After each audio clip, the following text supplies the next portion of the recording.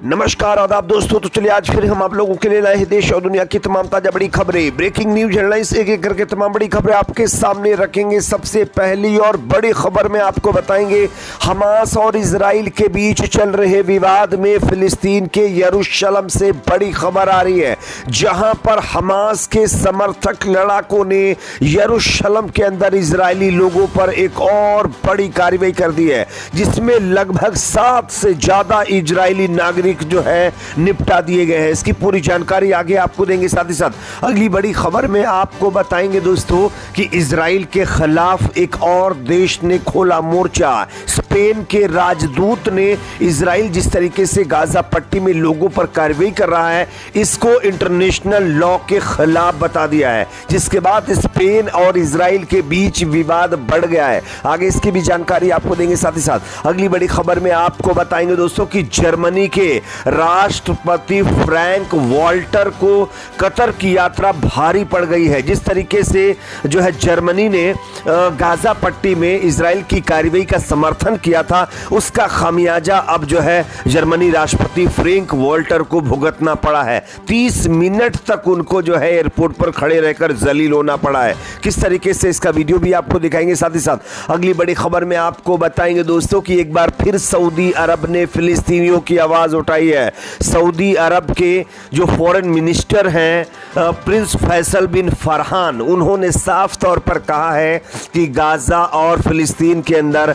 Israel जो कब्जा करके बैठा हुआ है वो लैंड जो है फिलिस्तीनियों को मिलनी चाहिए। किस तरीके से उन्होंने क्या कहा, इनका पूरा बयान आगे आपको सुनाएंगे। साथ ही साथ अगली बड़ी खबर में आपको बताएंगे दोस्तों कि यहूदी विरोधी ट्वीट के लिए दुनिया के सबसे अमीर व्यक्ति एलॉन मस्क ने फिर एक बार माफी मांगी है। किस तरीके से इसकी भी जानकारी देंगे। साथ ही साथ अगली बड़ी खबर में आपको बताएंगे दोस्तों गाजा पट्टी के पास इजरायली सीमा पर गांव बसाएगा इजराइल। इसको लेकर के बेंजामिन नेतन्याहू जो इजरायली पीएम है उन्होंने बड़ा ऐलान कर दिया है। इसकी भी जानकारी आगे आपको देंगे। साथ ही साथ अगली बड़ी खबर में आपको बताएंगे दोस्तों कि लोकसभा चुनाव 2024 से पहले राहुल गांधी का जनता के लिए बहुत बड़ा ऐलान, जिसके बाद बीजेपी पूरी तरीके से बैकफुट पर चली गई है। आगे हम आपको बताएंगे कि राहुल गांधी ने क्या ऐलान किया। उससे पहले अगर आप भी चाहते हैं कि गाजा में परमानेंट सीज फायर होना चाहिए तो कमेंट सेक्शन में अपना फीडबैक जरूर दीजिए। इस वीडियो को ज्यादा से ज्यादा लाइक करिए, शेयर करिए, चैनल पर नए हैं तो सब्सक्राइब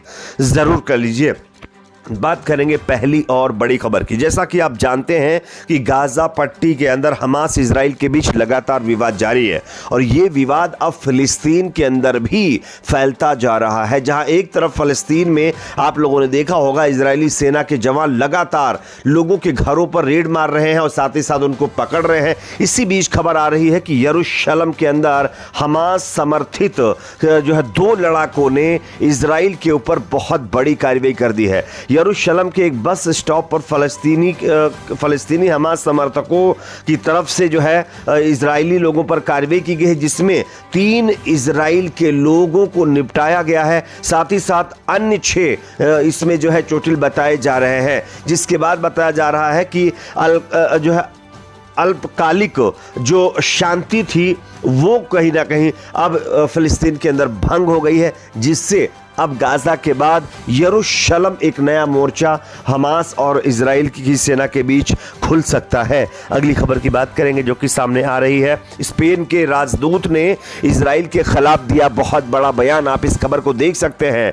इजराइल के जो खिलाफ जो है स्पेन के राजदूत ने कहा है कि गाजा पट्टी में जिस तरीके से इजरायली सेना कार्रवाई कर रही है उसमें वो इंटरनेशनल लॉ का उल्लंघन कर रही है। ये कहते हुए इजराइल को स्पेन के राजदूत ने फटकार लगाई है। साथ ही साथ इस बयान के सामने आने के बाद बताया जा रहा है कि इजराइल और स्पेन के बीच विवाद बढ़ गया है। यहां तक कि इजराइल ने स्पेन के राजदूत को जो इजराइल के अंदर हैं उनको तक तलब कर लिया है और उनसे अब सवाल जवाब करने की बात कर रहा है। लेकिन यह सही बात है कि गाजा पट्टी में जिस तरीके से इजराइल कार्रवाई कर रहा है वो उसमें इंटरनेशनल लॉ का उल्लंघन कर रहा है, ऐसा कई देशों ने पहले ही कह दिया है। बात करेंगे अगली खबर की जो कि सामने आ रही है। जर्मनी को जो है इजराइल का सपोर्ट करना भारी पड़ गया है। मैं आपको स्क्रीन पर एक वीडियो दिखा रहा हूं, ये वीडियो आप लोग देखिए। ये जर्मन के राष्ट्रपति हैं जिनका नाम फ्रैंक वॉल्टर है। ये कतर की यात्रा पर थे और बताया जा रहा है कि कतर हवाई अड्डे पर 30 मिनट तक इनको जलील होना पड़ा है, क्योंकि इन्होंने इजराइल का समर्थन किया था, इसलिए कतर नाराज है और इसी वजह से उनको 30 मिनट तक बताया जा रहा है कतर का कोई भी अधिकारी एयरपोर्ट पर रिसीव करने नहीं पहुंचा था, जिसकी वजह से वो अपने प्लेन पे ही खड़े रहे हैं, जैसा कि आप वीडियो में देख सकते हैं। यह अपने आप में दर्शाता है कि जो जो इजराइल के समर्थक मुल्क हैं उनको पूरी दुनिया से किस तरीके से बायकॉट किया जा रहा है। बात करेंगे अगली खबर की, जो कि सामने आ रही है। सऊदी अरबिया ने एक बार फिर फिलिस्तीन और गाजा के लोगों की हक की आवाज उठाई है। आप इस खबर को देख सकते हैं। बताया जा रहा है सऊदी अरबिया के फॉरेन मिनिस्टर प्रिंस फैसल बिन फरहान ने यह साफ तौर पर कहा है कि फिलिस्तीनियों को उनकी जमीन मिलनी चाहिए। जिस तरीके से फिलिस्तीनियों की जमीनों पर अवैध तरीके से कब्जा इजराइल की तरफ से किया गया है, वो कब्जा छोड़ा जाना चाहिए। साथ ही साथ फिलिस्तीनियों को उनकी लैंड जो है तुरंत दी जानी चाहिए। साथ ही साथ ये भी कहा गया है कि इसके सिवा कोई और काम नहीं किया जा सकता, क्योंकि जब तक फिलिस्तीनियों को उनका हक नहीं मिलता तब तक ये विवाद इसी तरीके से चलता रहेगा। इसलिए सऊदी अरबिया ये डिमांड करता है कि फिलिस्तीनियों का अपना अलग स्टेट होना चाहिए, साथ ही साथ उनकी जो लैंड कब्जा की गई है वो भी वापस मिलनी चाहिए। बात करेंगे अगली खबर की, जो कि सामने आ रही है। दुनिया के सबसे अमीर व्यक्ति एलोन मस्क ने यहूदी विरोधी पोस्ट के लिए अब माफी मांगी है। आप इस खबर को देख सकते हैं। सोशल मीडिया प्लेटफॉर्म एक्स के मालिक और अरबपति अमेरिका कारोबारी एलोन मस्क ने एक्स पर अपने यहूदी विरोधी पोस्ट के लिए माफी मांगी। उन्होंने बुधवार को एक इंटरव्यू में अपने बेवकूफी वाले सोशल मीडिया पोस्ट के लिए माफी मांगी है। इसके साथ ही उन्होंने एक्स पर बढ़ती यहूदी विरोधी भावना के कारण मंच छोड़ने वाले विज्ञापन दाताओं की आलोचना भी कर दी है। उन्होंने विज्ञापन देने वालों को एक तरीके से अब्यूज भी किया है। यह अपने आप में दर्शाता है कि इजराइल की यात्रा करने के बाद एलन मस्क के अंदर किस तरीके से मतलब एक कम्युनिटी के लिए नफरत भर चुकी है, और इसी का ये मुजाहिरा यहां पर करते हुए दिखाई दे रहे हैं। ये अपने आप में दर्शाता है कि इजराइल किस तरीके का मुल्क है, वो लोगों के अंदर किस तरीके से जो है झूठ को ठूस ठूस कर भरता है। अगली खबर की बात करेंगे, जो कि सामने आ रही है।